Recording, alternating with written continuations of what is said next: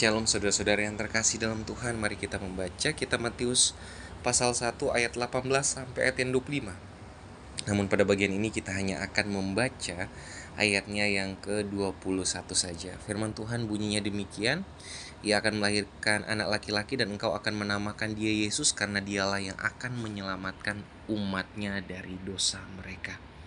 Saudara-saudara, cerita tentang Yesus yang merupakan kabar baik bagi dunia menjadi cerita yang usang, tidak relevan, dan ketinggalan zaman. Kenapa? Karena kita sudah banyak disuguhkan oleh segala kabar baik.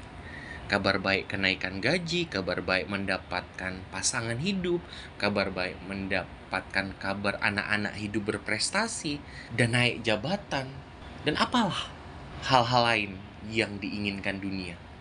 Dan ini juga menjadi keinginan kita, tentunya tidak salah.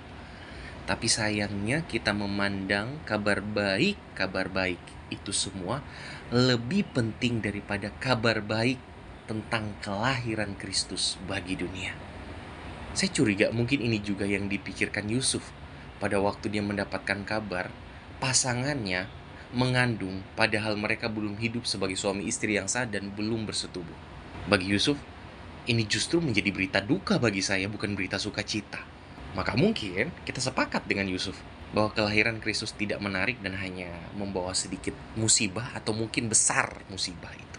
Saudara-saudara, sampai kita lupa kenapa sih Yesus mau datang ke dalam dunia? Kenapa sih anak Allah mau datang kepada kita? Mari kita sedikit flashback. Saudara-saudara, kita ini adalah orang-orang yang hidup untuk mati. Kita ini adalah orang-orang yang hidup untuk menemui kebinasaan nantinya. Maut di seberang sana telah menunggu kita dengan sabar tanpa dia mengejar kita, karena dia tahu kita akan mati dalam dosa-dosa dan kita akan binasa. Dan saudara-saudara perlu tahu, Kristus meratap di sorga, sedih melihat anak-anaknya akan berujung kepada kebinasaan. Allah Tritunggal tidak mau melihat itu semua, sampai Allah mengaruniakan anaknya yang tunggal, Yesus Kristus, datang ke dalam dunia, memberi hidupnya bagi kita, Raja yang lahir menjadi hamba yang taat setia sampai mati di atas kayu salib. Dan semua diawali lewat kelahiran yang dipandang begitu hina, kelahiran yang dipandang tidak begitu menarik dan bukan kabar baik. Tapi yang perlu kita lihat, Allah bahkan memerintahkan lewat malaikatnya untuk memberitahu kepada Yusuf, anak itu harus diberi nama Yesus, yang arti dari nama Yesus sendiri adalah Juru Selamat. Juru Selamat apa? Menyelamatkan ekonomi pada waktu itu yang sedang terpuruk, menyelamatkan mereka dari situasi bangsa Israel yang terjajah oleh kekaisaran Roma pada masa itu? Tentu tidak. Tetapi nama Yesus yang adalah Juru Selamat itu berbicara tentang Immanuel, Allah yang menyertai kita di ayat 23. Dan bukan cuma menyertai kita dan liatin doang, tetapi dia menyelamatkan kita lewat kehidupannya dan lewat kematiannya. Saudara-saudara, inilah yang Kristus lakukan. Maka ini menjadi kabar baik bagi dunia.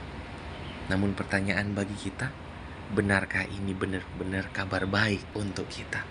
Selama kita masih hidup, menikmati segala dosa, menjauhi Allah, selama kita masih merasa tidak membutuhkan Juru Selamat, hidup saya baik-baik saja, kita akan selalu berpikir karya Kristus yang lahir di dalam dunia yang penuh dengan dosa bukanlah sesuatu yang penting bagi kita. Saudara-saudara, mari kita refleksi ulang. Tidak ada raja yang rela melepaskan jabatannya. Tidak ada raja yang rela tersakiti oleh karena sesuatu yang receh atau demi bawahannya. Tapi kita perlu tahu, ada raja pemilik dunia ini yang rela mati demi saudara dan saya, dan mati secara terhina. Melalui kedatangannya ditandai lewat kelahirannya. Kelahirannya itu menunjukkan satu hal penting, bahwa sebegitu mengerikannya maut bagi kita, makanya Kristus mau datang ke dalam dunia menyelamatkan kita. Lantas, masihkah kita berpikir kelahiran Kristus itu adalah kelahiran tanpa arti buat kita? Kiranya ini menjadi satu refleksi yang mengingatkan kita tentang cinta Allah yang kudus dan besar bagi kita.